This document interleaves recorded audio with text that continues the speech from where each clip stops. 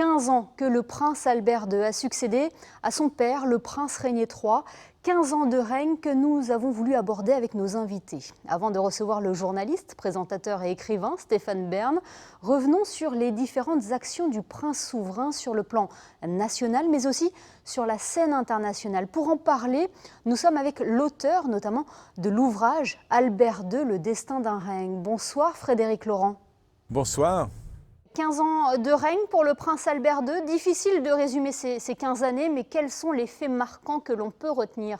Moi, je retiendrai comme premier bilan, dans le bilan comme première chose importante, c'est que au cours de ces 15 années, la principauté est rentrée dans la normalité financière et économique. Elle a quitté ce qui étaient les fameuses listes infamantes, liste noire, liste grise.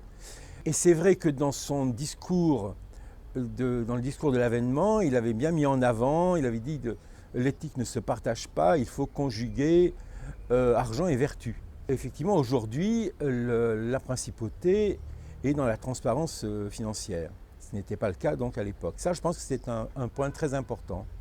Mais globalement, c'est un modèle qui fonctionne très très bien. Et ça, je pense que c'est un deuxième point important à mettre au crédit du souverain. La troisième chose, je pense, et qui d'une certaine manière est la plus importante parce qu'elle ne touche pas seulement la principauté, elle touche la planète, c'est ce travail exceptionnel qu'il a fait sur le développement durable. C'est vraiment un prince résolument engagé dans le domaine environnemental. Effectivement, Monaco est un très petit pays dont l'influence est évidemment très faible. Mais en revanche, je pense que l'influence de son souverain, elle est beaucoup plus importante qu'on ne le pense. Précisément parce que, je vous dis, il est le seul et rare chef d'État à avoir une véritable expertise sur ce qui est finalement la chose la plus importante politiquement aujourd'hui dans le monde, qui est le problème du développement durable, de l'écologie, de l'état terrible de la planète. Là, il joue un rôle essentiel. Et ça, je pense que c'est sans doute une des choses les plus importantes, sinon la chose la plus importante, puisqu'elle ne touche pas seulement sa petite principauté, mais la planète. Le prince Albert II a réussi à faire entendre la voix de Monaco dans différents domaines. On vient d'en parler, de l'environnement, mais pas que, hein.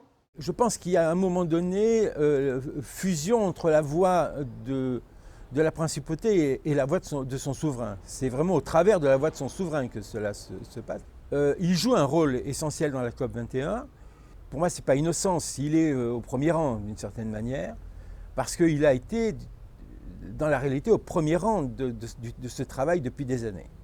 Vous le dites, Frédéric Laurent, chef d'État, le prince Albert II a rencontré de nombreux présidents.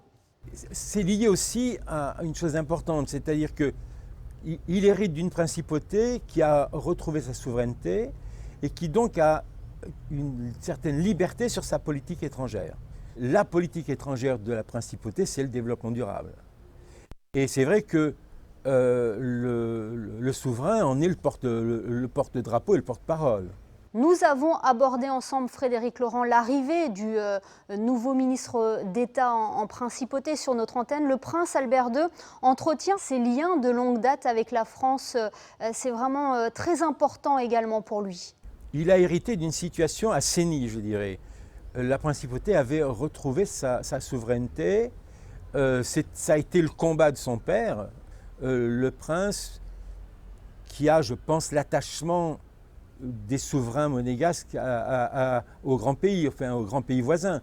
Je pense que cet attachement est important et je pense qu'il est aussi un des éléments de cet apaisement et de cette bonne intelligence entre les deux pays.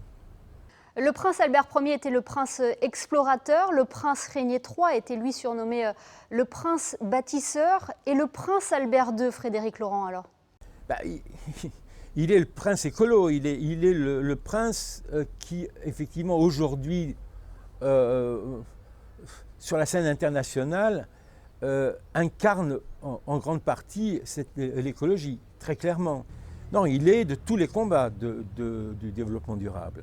Le prince écolo, donc Frédéric Laurent. Merci beaucoup d'avoir été avec nous à l'occasion des 15 ans de règne de son Altesse Sérénissime le Prince Albert II. Merci à vous. Merci.